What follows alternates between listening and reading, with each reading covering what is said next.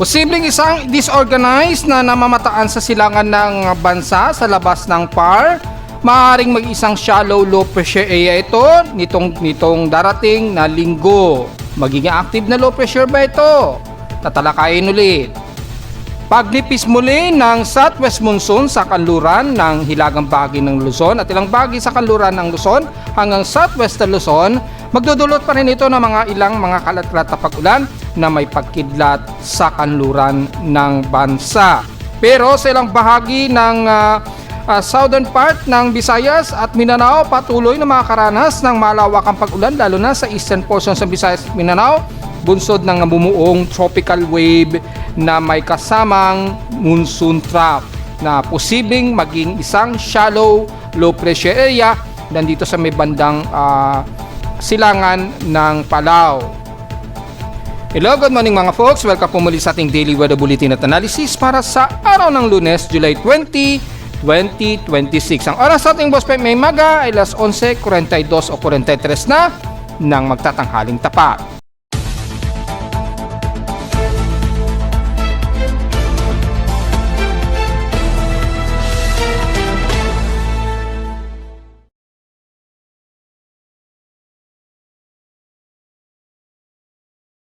Napakabilis ng araw natin ngayon mga folks, halos magta third week na kagad ng July o halos ilang linggo na lamang o ilang araw na lamang, halos mahigit 1 week and 4 days if I'm not mistaken. Halos mag-o-August na kagad, so malapit-lapit na kagad ang bare months kung tutuusin which is dito yung darating na peak ng ating typhoon season, mga pagdating po ng bandang August, September. Usually, ang peak ng mga bagyo ay dumarating sa mga ganyang buwan. Yung pinaka-most peak na mga maraming bagyong dumarating ay mga pagitan po yan ng mga August at September. Diyan tayo aasahan na magkakaroon ng mga mas sunod-sunod pang mga bagyo at posibleng mas malalakas sa bagyo po. Gaya na lamang ng ating historical natin na karamihan ang dumadami ang busang ulan sa mga ganyang months. Then may record naman po tayo sa ating PH Extremes kung saan meron tayong official record ng international weather agencies at ganon din kay Pag-asa yung ating PH Extremes. Kung babalikan natin ang PH Extremes mula dito sa pinaka-opisina mismo ni Pag-asa, mapapansin po natin kapag pumapasok ang month of June ay lumarami na po o dumadami na po yung buhos ng ulan natin. Yan, kagaya na lang nitong huli ng month of June ay nasa 349 mm po. Sa amin nga po, umabot pa nga ng mahigit sa 300 mm din, di ba? Kung maalala nyo po. So, kung papansin niyo po kada taon, let's say, sukatin natin between 2025, dyan din sa opisina ni Pag-asa ang magiging base natin para official po ito. So, mapapansin po natin, from year 2025 to year 2026, same month, kung iloload po natin yan, yan, kung mapapansin nyo po ay bawat taon, mapapansin nyo po, nagpipik siya usually mga July to August and September. Yan o.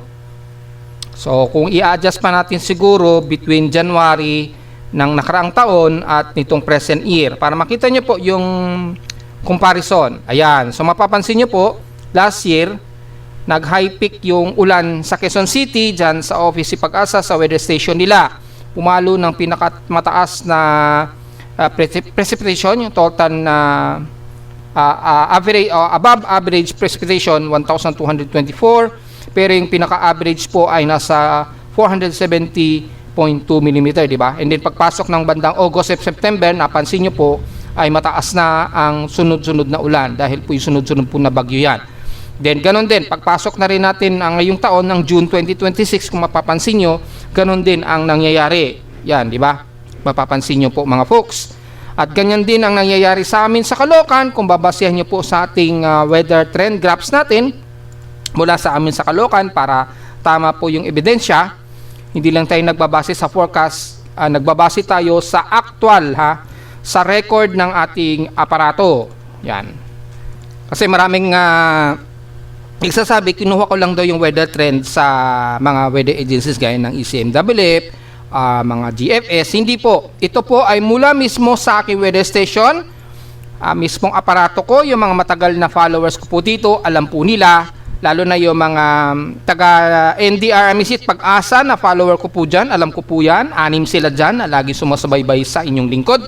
Mga taga Pag-asa mismo yan ha, kabilang na si Estreha ay isa rin siya sa palihim na nagpa-follow sa ating report dahil gumagamit po tayo ng actual weather station reading.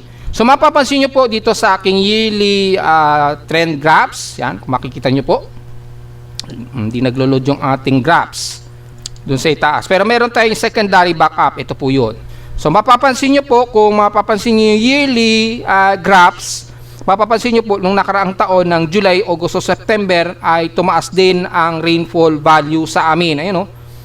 And then, nung last year, nagkaroon kasi ng bagyo, pumalo ng pinakamaraming ulan. Ano yun? Halos 400 millimeters po yan, last July 21. Nagkaroon kasi ng bagyo nung panahon na yan. And then, pagpasok ng mga bandang September, August, September, sunod-sunod na yung mga pag-ulan, although mas kukunti sa amin last year. Pero mapapansin nyo, sunod-sunod na po yung mga pag-ulan yan. Ngayon din, ganon din na nangyayari. Lalo na during El Nino po yan. So, yung mga peak ng ulan, ayat natin usually mga August, September talaga yan. Sunod-sunod na kasi may mga bagyo yan. Nataon lang last year, hindi masyado nag-influence yung mga monsoon trap at yung mga habagat dito sa amin sa Caloocan, kaya hindi ganon katindi ang ulan namin sa Caloocan. Mapapansin nyo yung rainfall monthly ay pinakamataas lang sa amin so far mula nung June ay 72.9 millimeters po. Yan. Then nagkaroon kami ng ulan kanina, mga 0.3 lang. Yan, millimeters. So yan po. Ayan, nag-load na yung aking data noong since January, yung precipitation natin, mapapansin nyo po, mali lang yung value pero 750 yan ha.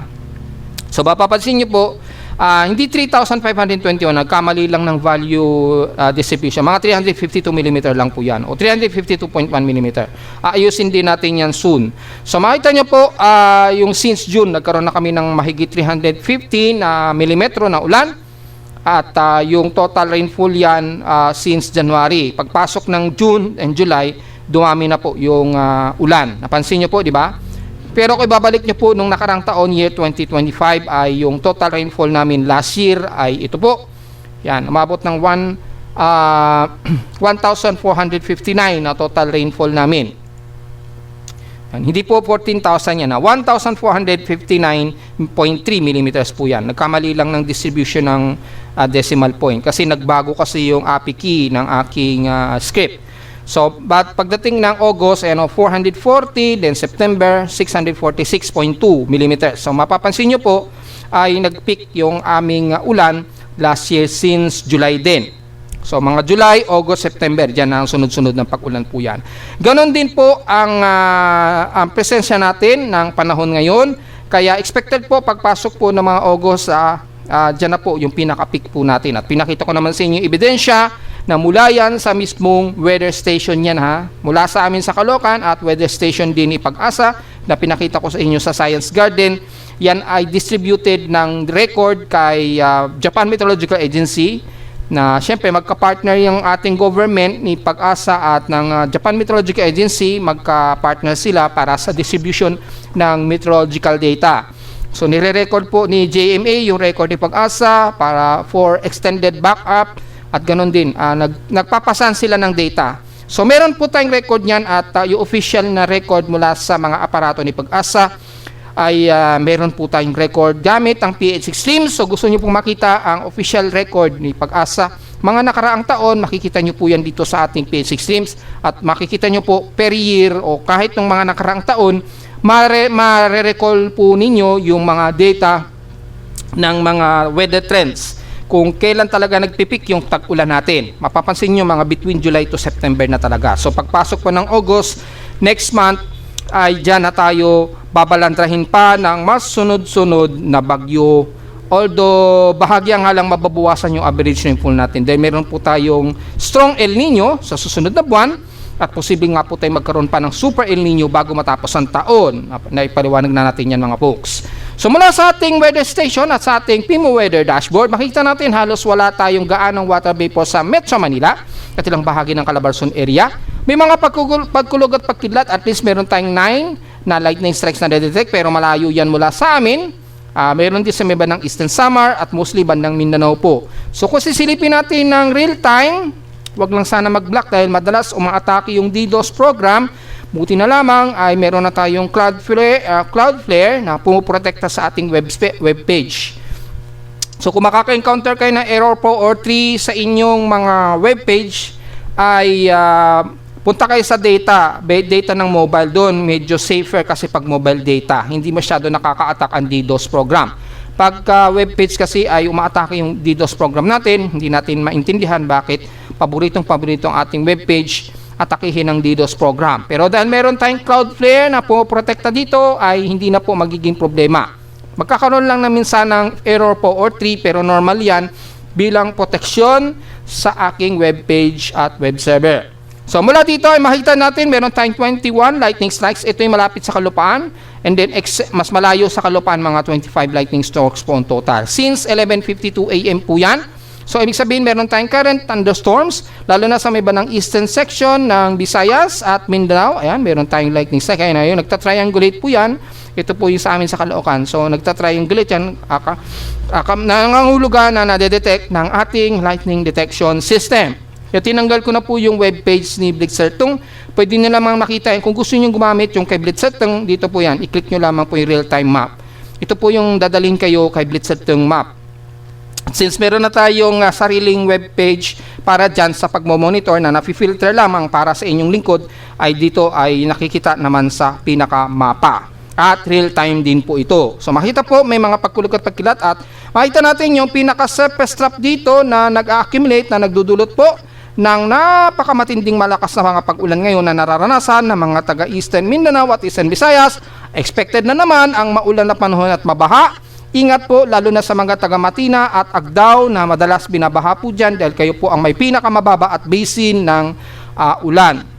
So nakikriticize nga daw yung bandang Matina at Davao kung bakit bahain daw dyan. Hindi po ang ibig sabihin na bumabaha dyan dahil mahina ang flood control.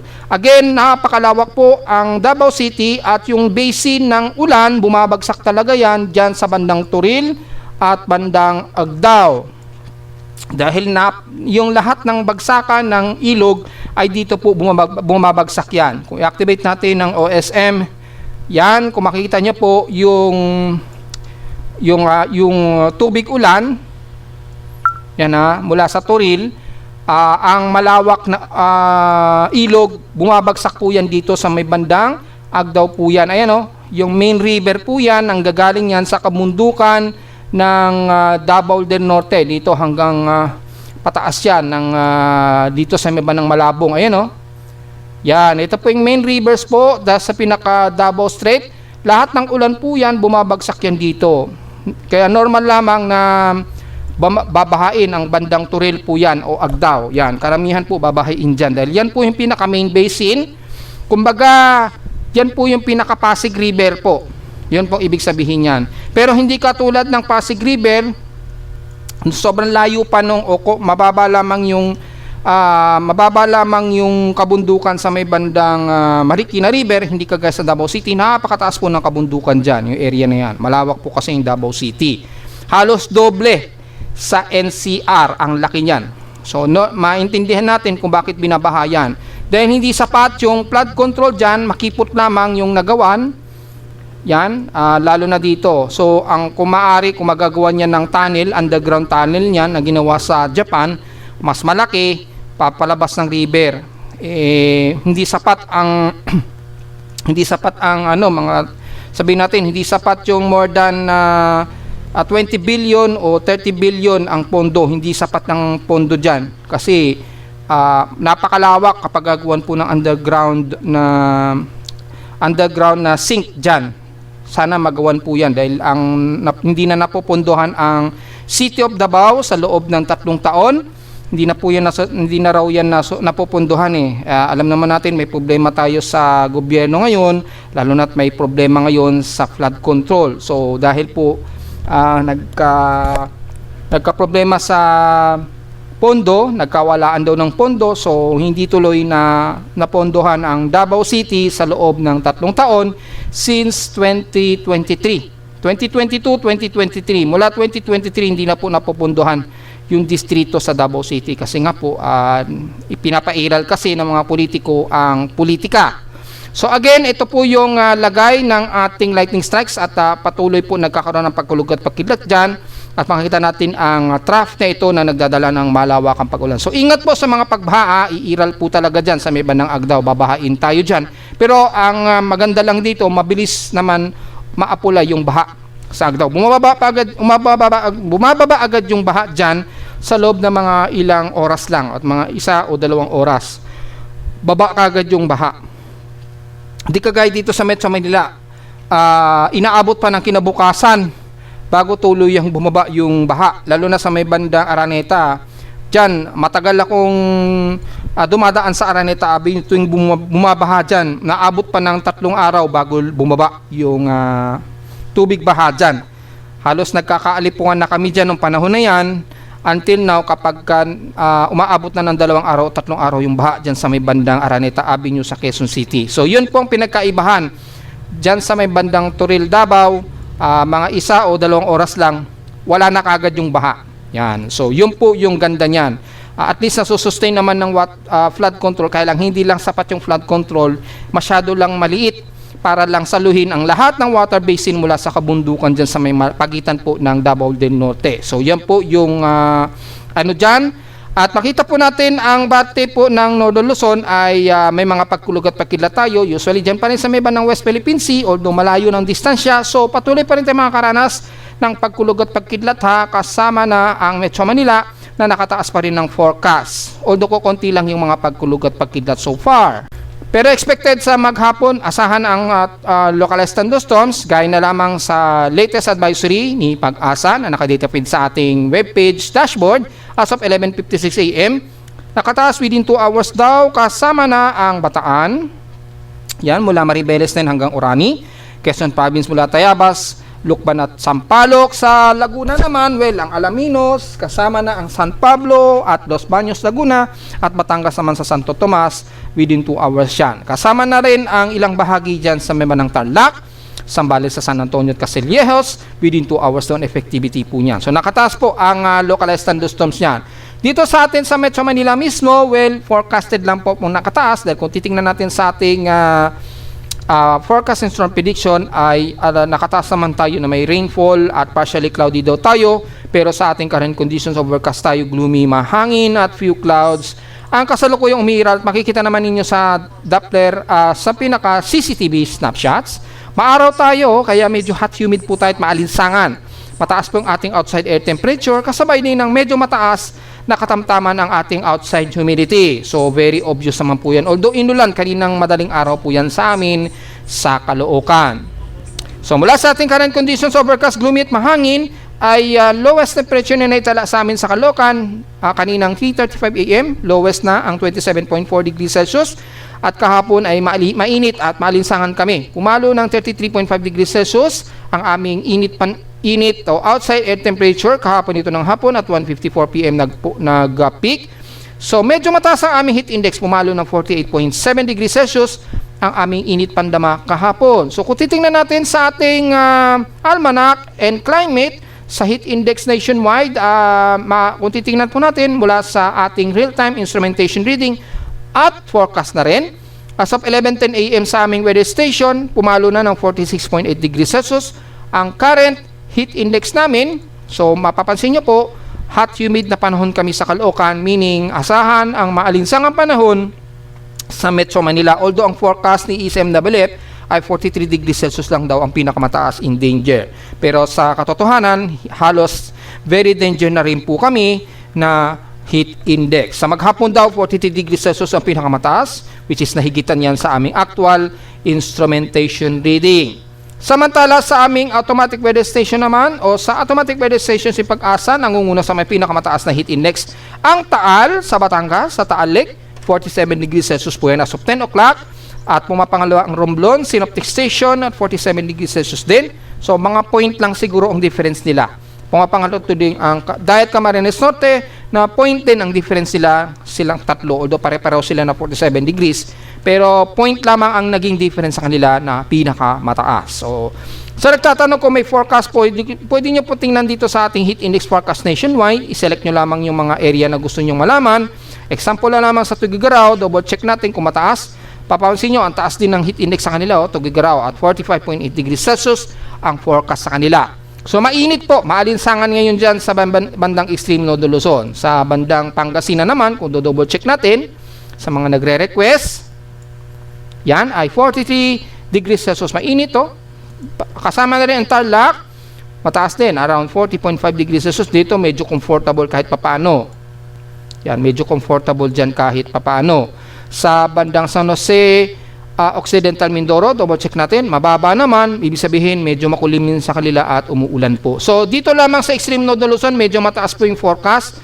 Kabilang na sa may bandang Quirino, double check natin siguro sa may bandang Isabela, Santiago Isabela, ayan, mataas din, 43.8 degrees Celsius. So, ang extreme Northern Luzon, medyo maalinsangan tayo dyan sa may bandang Silangan. Sa may bandang Kanluran, at least medyo comfortable, nakakaranas pa rin tayo ng mga pagkulog at pagkidlat dyan, at may mga isolated rain showers pa rin. Pero kitatabi natin sa PH Extreme, in past 24 hours, nangunguna ang Tuguegarao sa may pinakamainit na temperatura na 36.7 degrees Celsius, at lowest temperature naman sa Baguio at 16.6 degrees Celsius po, at sa Inulan ang Baguio City. Nakatotal sila ng heavy rain na 69.4 mm total rain po in past 24 hours Although sa amin sa Caloocan, 0.3 mm lamang ang naging pag-ulan namin kahapon. Actually, bandang gabi na yan kahapon. So, very light rain showers lang ang inabutan sa amin sa Caloocan. Sa maximum sustained wind sa Itbayat Batanes, may 13.1 km per hour ang average sustained wind nila. Pero sa amin sa Caloocan, mga 10.7 km per hour. Malinaw na windy po tayo dito sa Luzon, lalo na sa bandang Kanluran. Then may presensya pa rin ng southwest monsoon, although manipis at dry air ang mas nangunguna sa atin sa Metro Manila. Kaya hindi masyadong maraming tubig ulan o water moisture ang inaabutan natin sa Metro Manila, except sa bandang Ilocos region na kahapon sunod-sunod po ang mga pagkulog at pagkidlat dyan na nai-report naman po natin. Samantala sa ating outside humidity, 72% po tayo katamtaman, walang pinagbago since last hour, at thunderstormy po tayo at 1,007 hectopascals and steady ito since last hour. Bakit natin sinasabi na thunderstormy tayo kapag pumapalo ng 1,007 hectopascals? Kung titingnan nyo po yung general barometer reading dun sa international chart, pag pumapatak ng 1,007 hectopascals, mga between 1,007 hectopascals, ay indicated yan sa ibang bansa o officially ay thunderstorm yan. Yan yung kadalasan, mga thunderstorm yan, maulan, may mga kidlat, pagkulog at pagkidlat, mga ganyan po. Yan yung pagitan yan ng tropical cyclone level, pababa, or pagitan yan ng high pressure area na tuyo, pagpalo ng 1,008 o pataas po. 1,007, yan po yung pagitan ng dalawang weather systems, which is yan po yung thunderstorm weather pattern. Pagka pumalo ang 1,007 hectopascals, ang barometric reading. So, madalas thunderstormy yan. Since nare-reading ng aking barometer sa Caloocan, sa weather station ko na 1,007, ibig sabihin lamang yan, anytime magkakaroon tayo ng mga localized thunderstorms at mga pag-ulan na rin, probably mga bandang hapon siguro yan. Ibig sabihin, mataas po yung water moisture niyan at kasabay na rin ang mainit na panahon, nagbabanggaan sila. So, tumataas po yung water moisture. So, aantay na lamang niya medyo mag-cool down yung temperatura. Pag nag-cool down yan, malakas po ang buhos ng ulan yan. Yun po ang significance nito. At since mataas po yung outside air temperature natin, hindi pa agad nagko-condensate yung water vapor, naiipon lang siya sa kalangitan, kaya hindi pa basta-basta bumabagsak yan dito sa Metro Manila. Yan po yung significance po niyan. Kaya medyo malagkit-lagkit tayo, di ba? Ibig sabihin po, sobrang dami na po, dumadami na po yung water moisture natin sa paligid, kaya lang nahihirapan mag-water vapor. Dahil nga po, mataas ang ating outside humidity, and then tumataas pa yung temperatura natin, na kung saan, sa taas ng temperatura, hindi siya nagko-condensate. Naiipon lang siya sa paligid natin, ang tendency, dumudoble tuloy ang ating init pandama na pakiramdam natin, at malagkit-lagkit. Yan yung pag pinawisan tayo, ang lagkit sa katawan. Kasi nga po, nahihirapan mag-water vapor yung mga pawis natin. Hindi agad natutuyo dahil mataas po yung outside humidity.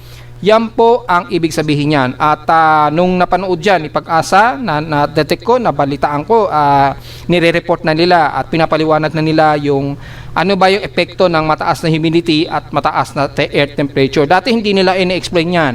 After na nasusubayban nila yung ating report at na-explain natin kung ano yung tinatawag na alinsangan, at mapapansin nyo yung mga reporter, yung mga resident meteorologist, di ba, sa TV o sa internet, napapanood nyo, binabanggit nila, nagbabanggit na sila ng malagkit at maalinsangang panahon. May naririnig na kayong ganun, di ba? Malagkit at malinsangang panahon. Kasi nga po, sa inyong lingkod lamang nanggagaling yung ganung term dahil ina-explain natin in detail kung ano ba talaga ang kahulugan ng maalinsangang panahon. Kasi pagkakaintindi ng mga kababayan natin, pag sinabing maalinsangan, mataas ang outside air temperature, which is mali. Kasi ang outside air temperature, taas lang ng init yan, ng temperatura. Pero, mapapansin nyo, bakit parang doble yung ating heat index, tumataas yung heat index natin na todo? At saka bakit ang hirap matuyuan ng sinampay? Bakit ang hirap matuyuan ng pawis? Yun ang hindi na ipapaliwanag ng mga ibang resident meteorologists. Ngayon, since ilang taon na akong nagre-report, binabanggit natin yan, na pag sinabi nating malagkit na maalinsang ang panahon at mahirap magpatuyo kapag mataas ang outside humidity, kasabay na mainit na panahon, para maintindihan ng mga kababayan natin na hindi porket maaraw sa labas ay mabilis magpatuyo ng sinampay. Hindi po. Kapag masyadong mataas ang ating concentration ng humidity, kahit na maaraw, mahirap magpatuyo ng sinampay niyan. Kaya nagtataka tayo, bakit ganun? Mainit ang nagiging umaamoy lang yung sinampay natin. Kasi nga, maaraw and then pinipilit nyo pang patuyuin na mataas ang ating outside humidity, nangangamoy tuloy ang ating mga sinampay. So kapag masyadong hot humid tayo o malagkit na alinsangan, kumari, wag muna nating isampay yung mga sinampay natin. Dahil asahan nyo po, matagal magpatuyo niyan. Antayin natin na medyo mababa ang outside humidity natin, at least mga 60 pababa. Pag mga around mga 60 o kahit man lang 65% pababa, tapos mataas ang outside air temperature, medyo mabilis na magpapatuyo niyan. Pero mga 70, mga 74, 75, mga ganyan, makataas ang outside humidity, tapos yung temperature natin 33 degrees Celsius to 35 degrees Celsius, ay mahirap po magpatuyo niyan basta-basta. So yun po ang explanation natin niya. At para sa mga nagtatanong na rin ng mga kababayan natin na bakit maaraw pero hindi naman agad natutuyo yung mga sinampay natin. So yun po. So sa lowest temperature na naitala ng aking weather station, kanya ng 3:35 AM, pinaka-lowest ng 27.4 degrees Celsius, pero kahapon pumalo ng 33.5 degrees Celsius ang aming outside air temperature. So na-explain na natin yan, pati ang ating outside humidity. So diretso agad tayo sa ating high tide o low tide status, na pa-high tide pa lamang po tayo. Again at least mga nasa 1 meter pa rin ang taas niyan. Mataas ang alon sa may bandang La Union at Ilocos Region at bandang Pangasinan. So delikado po, pumalaot yun ng mga maliliit natin sa sasakyang pandagat at kasabay ng mainit ng panahon. So medyo restrain muna tayo, alalay lamang, although at least mga 1 meter o halos wala namang 1 meter ang alon. Ganon din sa may bandang southeast na Luzon. Pero pagdating ng bandang Eastern Visayas at Mindanao, medyo malakas po yung alon natin dyan. So delikado po. Lalo na sa Siargao, alalay po.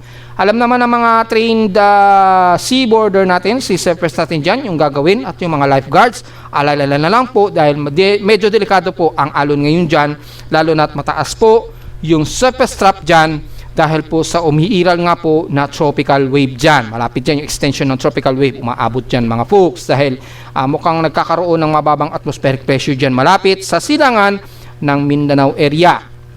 Samantala sa ating almanac, sumikat ang haring araw kaninang 5:36 AM at lulubog po ito mamayang 6:28 PM at sa ating moonrise and moonset at 36% illuminated na po, waxing crescent.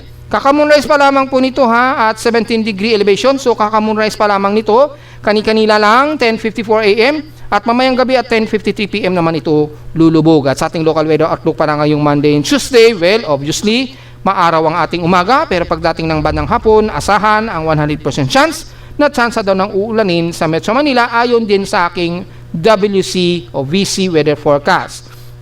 Maring hindi dito sa Caloocan, posibleng dyan sa may bandang Quezon City or maring Valenzuela or bandang dyan sa may bandang Makati or bandang Paranaque. So alalay na lamang po anytime sa tsansa ng pag-ulan. Bukas ng Tuesday, ganun din, partly cloudy nga lang ang ating halos buong maghapon.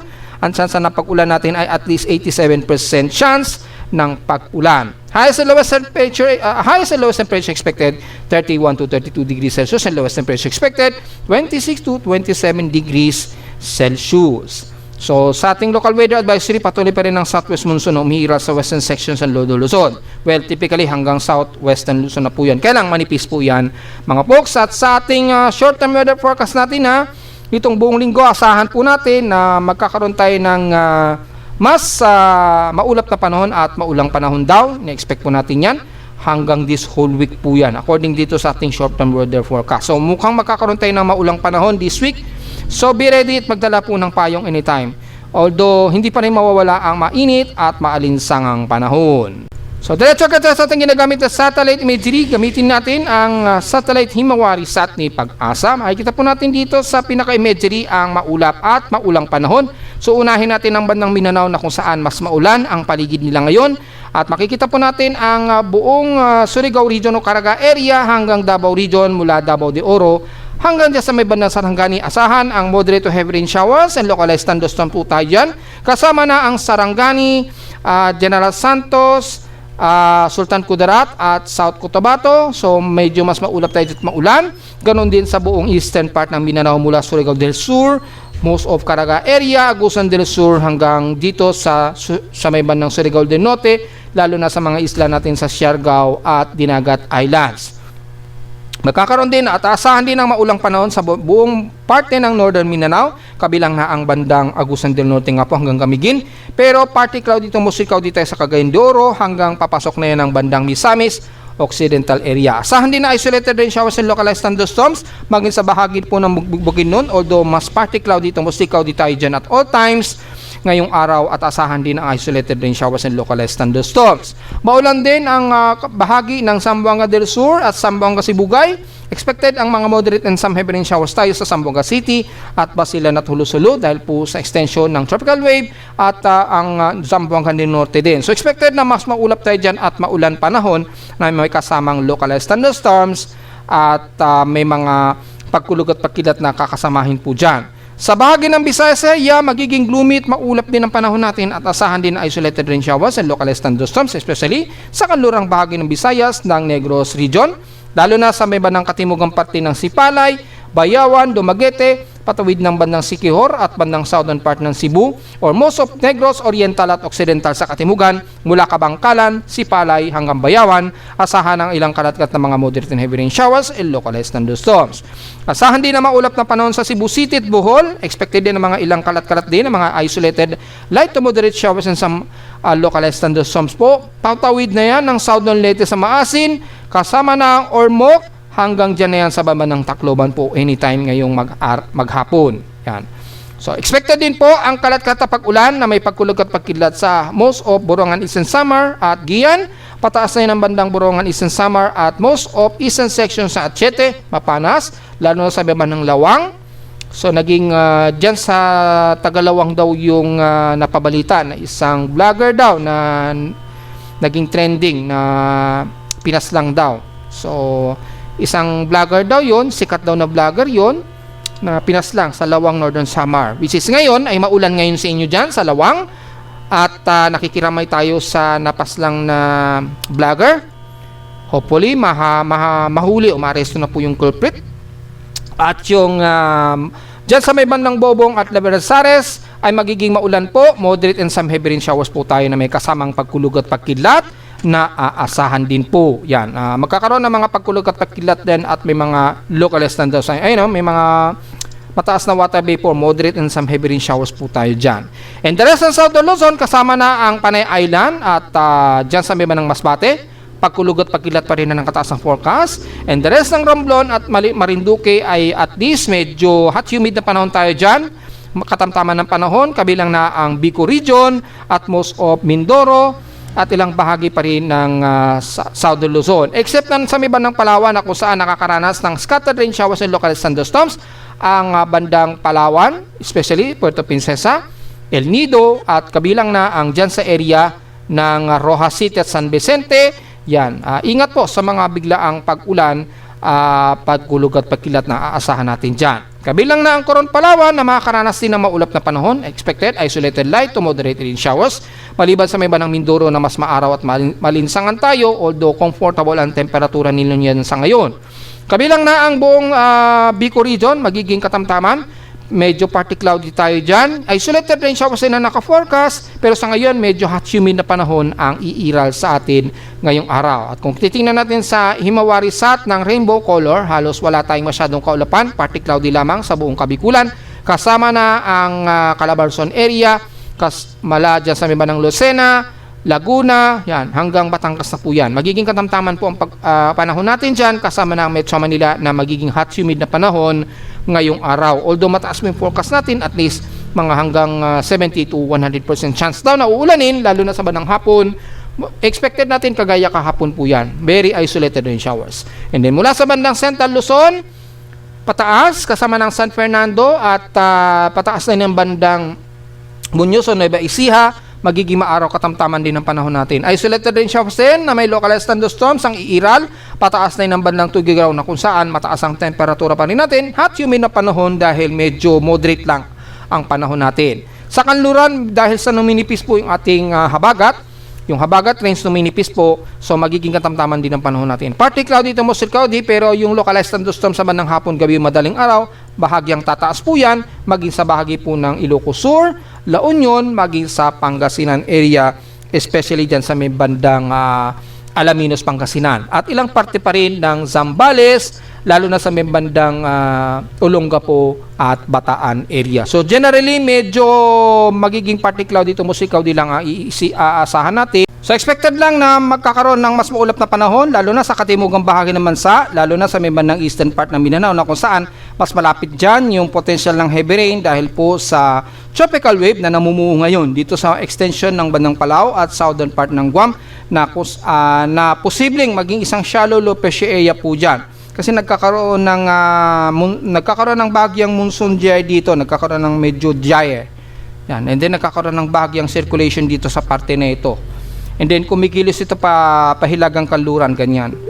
So posibleng magkaroon ng shallow circulation dyan at maaaring maging siyang shallow low pressure area. Tingnan natin kung tumaas siyang sa TC sector natin, which is i-report naman natin sa next part ng video na ito. So since wala naman tayong binamatay na active na tropical cyclone, base na rin sa ating tropical cyclone sector, wala na rin tayong binabantayin dito sa ating backup. So wala po tayong na-expect na aktibong low pressure area o bagyo sa loob ng Philippine Area of Responsibility, pero mayroong posible nga po tayo na mamataan na tropical wave dito. Sa ngayon ay hindi pa, so within 3 days wala tayong inaasahan na sama ng panahon na mamamataan o mabubuo sa loob at labas ng Philippine Area of Responsibility. Kaya mapapansin nyo dito sa ating TC sector, wala tayong binabantayan sa Western Pacific, pero sa active cyclones worldwide, ang most of Eastern Pacific at Atlantic ang mayroong active na tropical cyclone. Pero yung isa rito, yung I'm not sure kung Eastern Pacific itong Elida o Fausto, hindi natin alam kung yan yung mas malapit. Well, double check natin dito, makikita naman natin dito yan eh. Mukhang wala. Mukhang inilis na yung isa rito na posibleng pumasok ng PAR. So tinanggal na rin. So mukhang wala tayong ine-expect. Kaya lang, kung babalikan natin, meron kasing tropical wave dito na nabubuo at posible nga po ito ay maging isang shallow low pressure area. Nagkakaroon nga po dito ng maximum ano natin yan. Itong tropical wave nito nagkakaroon kasi ng monsoon gyring, nagkakaroon ng gyring dito. Yan, lahat ng hangin ay nahihigop niya mula rito sa bandang ilalim. Yan. So nagkakaroon tayo ng extension trap dito sa may bandang southern at eastern Mindanao na nagbubunsod ng maulang panahon. And then nagkakaroon ng parang wrapping condition dito sa itaas. Yan, nagkakaroon ng parang wrapping dyan. So dito sa area na yan, yung wrapping na yan ay yan yung nagkakaroon ng medyo circulation, which is kung titingnan niyo yung extended outlook, 'di ba? May nababasa na kayong mga balita na meron daw Quiapo na kaagad. Although hindi pa naman organized ito. Tinatawag na kaagad nilang Quiapo ito. Bakit nila nasabi yan? Dahil may mga forecast nga po dito na kung sakaling maging aktibong low pressure area yan, makakapasok yan ng Philippine Area of Responsibility at kikilos sa pahilagang kanluran. Ganyan. Yan yung lumalabas sa unang report natin, di ba? Pinakita ko sa inyo yung kay GFS na aggressive forecast nila na yan ay magiging isang shallow low pressure area, then papasok yun ng Philippine Area of Responsibility. Pero pansin nyo, hindi pa natin nire-report yan sa Facebook page. Bakit? Kasi nga po, sa loob ng 3 araw, wala pa tayong inaasahan na itong shallow trough na ito ay magiging aggressive na low pressure area. Although, hindi natin inaalis ang nire-ruled out yan dahil mataas naman yung tropical yung pinaka-convectivity niyan. Dahil pinansin na natin yan noong nakarang araw pa, mataas po yung convectivity niyan. Ano po ebidensya natin yan? Una, sa tropical cyclone and forecast and advisories, naalala nyo po, pinakita ko sa inyo, ay magkakaroon yan ng active na convectivity kay Japan Meteorological Agency. Within 24 hours, wala pa, di ba? Pero within or next 24 hours, mapansin niyo po, itataas na yan ni Japan Meteorological Agency bilang shallow low pressure area. Shallow low pressure area siya at 1,008 hectopascals. Within or next 24 hours po yan. And then by 48 hours po, within 48 hours, yan, manatili siyang shallow low pressure area. Kaya hindi natin tinatawag pa na isang active low pressure area yan at wala kayo nababasa pa sa aking Facebook page. Marami na kagad na medyo sabik na sabik magkaroon ng bagyo. Hindi ko maintindihan sa mga kababayan natin. Tinatawag na agad nila itong Quiapo, although hindi pa considering dahil nga po long range outlook pa lamang po kasi yun. Kaya posible pa pong malusaw yan or maging surface up lamang siya, mag-maintain lang siya sa surface up o low pressure area na mahina or shallow trough lang na lalapit dito sa member ng hilagang silangan ng Nodo Luzon. Pero wala kasing nakikitaan pa na ito ay magkakaroon ng extended outlook kung ito man magiging bagyo or active invest. So ako, nagbabase pa tayo sa ating active invest, maging sa mga TC track and symbol, wala pang pinapakitaan ang aking monitoring. Wala pa po lumalabas. So hindi pa talaga natin pwedeng sabihin kung yan talaga ay magiging active low pressure area. Meron tayong pinagbabasehan muna o konsiderasyon at ganyan din na ginagamit ng mga official o mga expert na mga meteorologists. Sasabihin sa inyo ay posibleng magkaroon this week pero hindi pa necessary na pwede nating sabihin yan na magiging isang active low pressure iyan dahil marami pang mga consider na tinitingnan. Yung upward low, organized development na ba ito, mataas na ba yung wrapping condition, mataas na ba yung sea surface temperature sa paligid niya, or baka naman may vertical wind shear. Kaya yun po yung tinitingnan muna kahit ng mga official meteorologists. Pero kung titingnan natin dito sa mga empirical forecast natin gamit ang ating tropical cyclone assessment monitoring, meron tayong assessment monitoring dyan. Kaya hindi po tayo magmimintis kung sakaling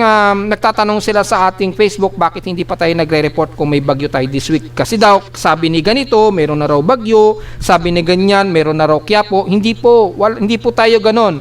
Hindi po tayo masyado exaggerated na nagre-report na meron kagad bagyo. Tinitingnan muna natin yung konsiderasyon gamit ang ating tropical cyclone assessment monitoring. Kung tulad na lamang ng spectral model na ito, mapapansin nyo po, yung sirkulasyon na ito yung sinasabi ko sa inyo na ito yung tinatawag nila na Quiapo Yan, yung Quiapo na tinatawag nila. Yan, ito daw. Yan, yung sirkulasyon na yan. At nagkaroon siya ng parang monsoon gyre, nahatak niya yung southwest monsoon dito, yung southwesterlies. And then mapapansin nyo po, kumikilos yan pa ilagang kanluran at papasok ito ng Philippine Area of Responsibility mga around July 22 po yan. So this week nga po talaga, either Wednesday or Thursday. Pero mapapansin nyo, shallow trough lang siya at hindi siya naging active na low pressure area. Tingnan mo, yung kanyang mean sea level pressure, papansin nyo na po, ay mataas ang kanyang atmospheric pressure. Hindi siya pumalo ng 1,005 hectopascals. Natili siya sa 1,000 hectopascals since pumasok ito ng Philippine Area of Responsibility either nitong darating ni Wednesday or Thursday. Pero mataas ang atmospheric pressure niya. So, ibig sabihin yan mga folks, yan ay isang shallow trough lamang o tropical wave na tinatawag. Pag sinabing tropical wave, hindi ibig sabihin bagyo na kaagad. Hindi po ganun mga folks. Dahil posibleng mag-remnant lamang yan hanggang sa ito'y makalapit ng bandang hilagang silangan ng Lodo Luzon.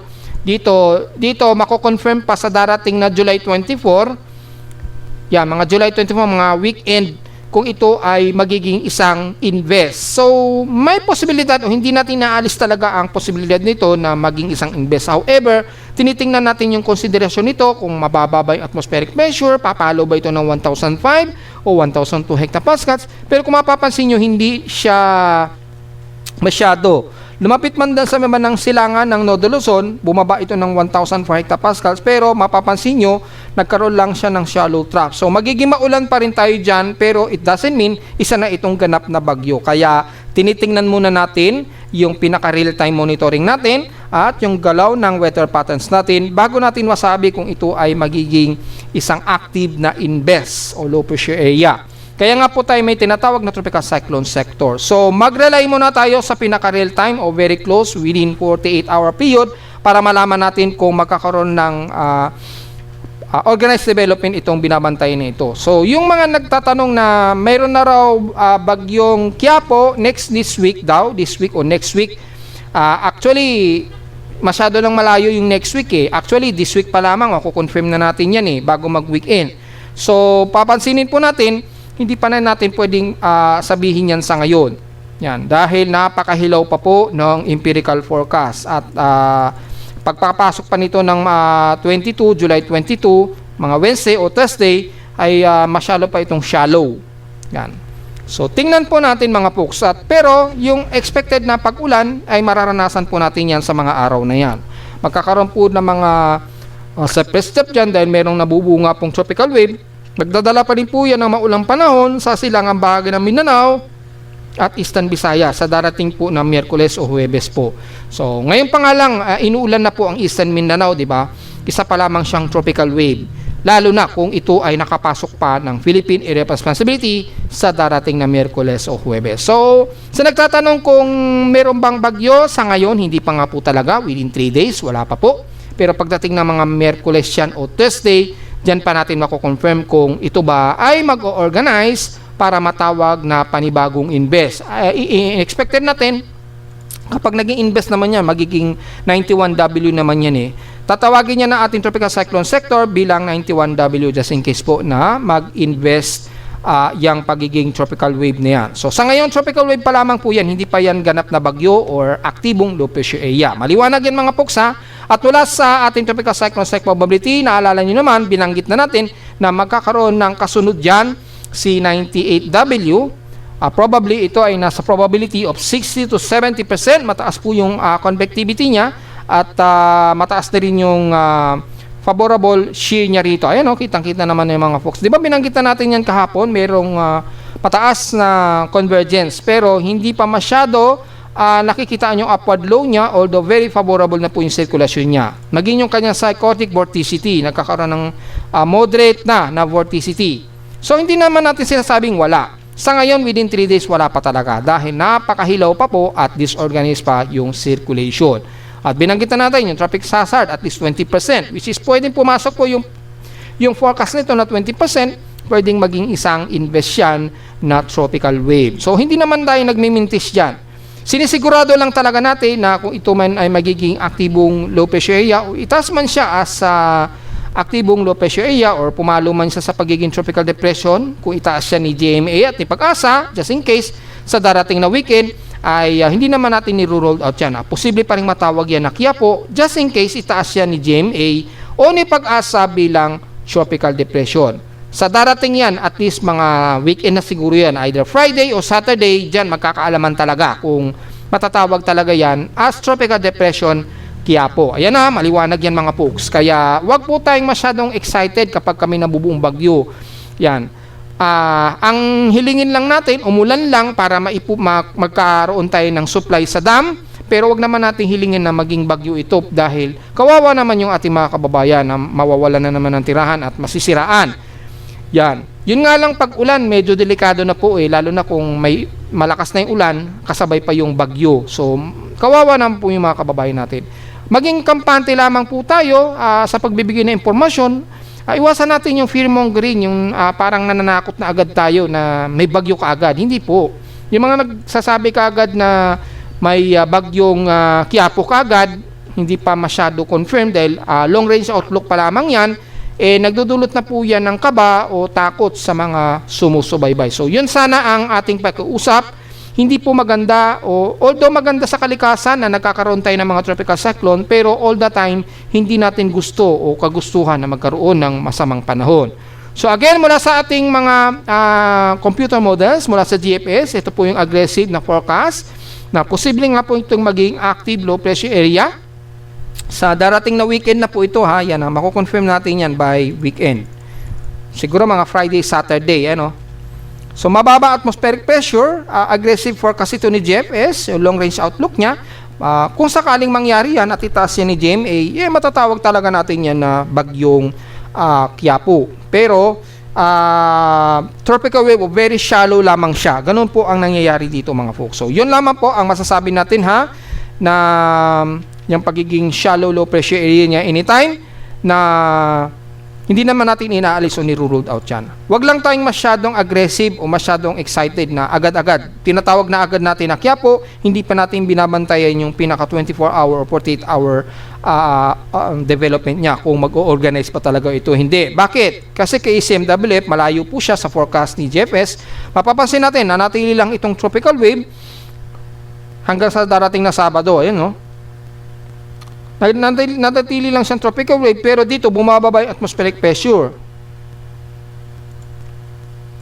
So dito pwedeng matawag ito ni Pag-asa bilang tropical depression, pero shallow low pressure area siya. Yan. Si Pag-asa na po ang magde-decide niyan, pero mapapansin natin ay nanatili lamang itong tropical wave. Hindi ito masyadong aggressive na bagyo according kay ECMWF. Hindi kagaya ni GFS na mas aggressive po yung forecast niya.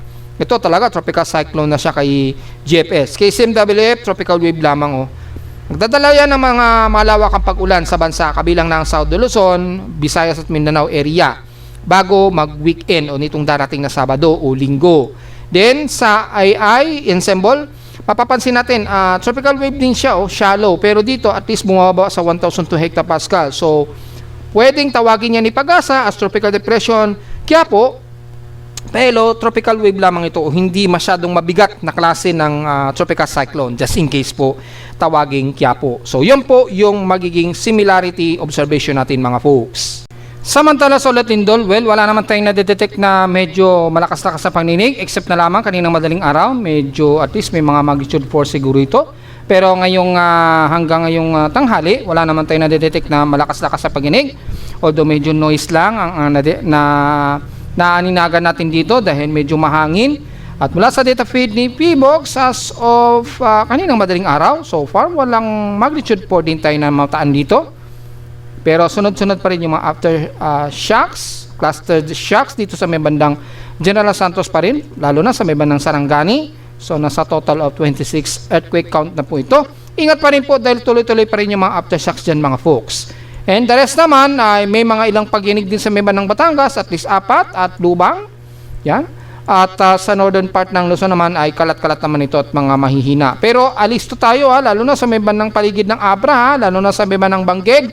Anytime, posible pa rin magkaroon yan ng medyo bigla ang mga active fault. Dahil yung fault line dyan sa may bandang pagitan ng Abra o Banggeg ay nagkaroon na ng nakaraang record na malakas na lindol dyan. So medyo alisto pa rin tayo mga folks. And so far, yan naman po yung total earthquake natin. So far, ang bilang pa lamang ng total earthquake ngayon ay nasa 855 na total earthquake count pa lamang ngayong araw. Pero sa ating historical earthquake data, double check natin. Medyo meron tayong in-adjust dun sa historical earthquake dahil maraming nagreklamo, nahirapan sila na i-conjure yung recorded ng earthquake kasi nagre-reset palagi. So dito sa ating historical earthquake ay okay na po yan.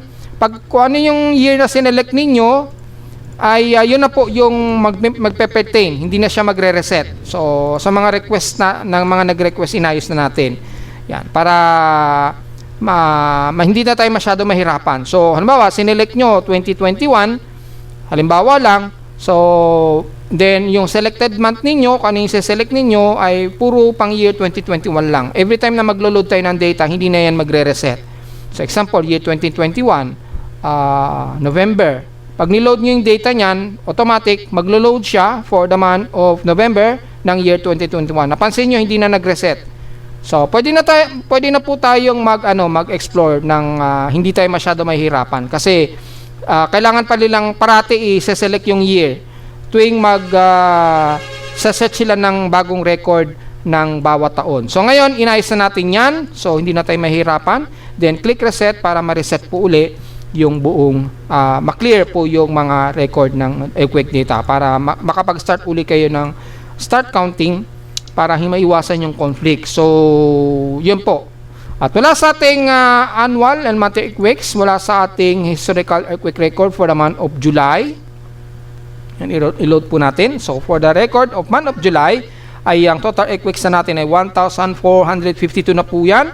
Between magnitude 2.0 pataas po yan, hindi kasama ang magnitude 1. Hindi ko po isinasama yan, sinadya natin yan dahil hindi masyado relevant para sa akin yung mga magnitude 1. Although mga mahihinang lindol yan na naturally sometimes, pero minsan kasi naghahalo na dun yung natural o man-made lang na earthquake.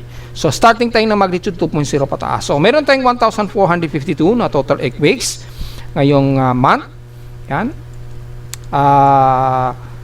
Meron tayong 1,384 dito is magnitude 2.0 pataas, 57 sa magnitude 4, 8 magnitude 5 at 3 magnitude 6.0. So napakarami na kaagad ang lindol natin. Halos magwa 1,500 na agad ang total earthquakes natin. So mukhang humahabol siya sa month of June. Yan. Pero pinakamarami pa rin ng month of June dahil mabot ng halos 3,000 ang total earthquakes dyan last month. Pero ingat pa rin dahil mataas po yung cluster earthquake natin dyan. Lalo na sa bahagi pa rin ng General Santos, nasa mahigit 500 po. Or kung titignan natin, mga more than 700 ang total earthquake sa paligid ng yan mga folks. So ingat pa rin po mga folks. At yung historical earthquake natin for the month of for the year 2026, nasa 14,881 na po yung total earthquake natin starting January. Kasama ang magnitude 1.0 dito. Kung alisin natin ang magnitude 1, nasa total of 10,213 po yung total earthquakes natin. From total of 14,881 kasama ang magnitude 1.0. So, yan po. Halos paabutan na niya yung record ng year 2021 na nasa total of 12,073 earthquakes. Mukhang mauungusan na niya yung ang total earthquake ng year 2021. So lumalabas pinakamarami o marami talagang mga pagyinig ngayong taon po kumpara noong year 2021 mga folks. At narito naman ating 3-day weather forecast para sa araw ng Lunes, July 20, 2026.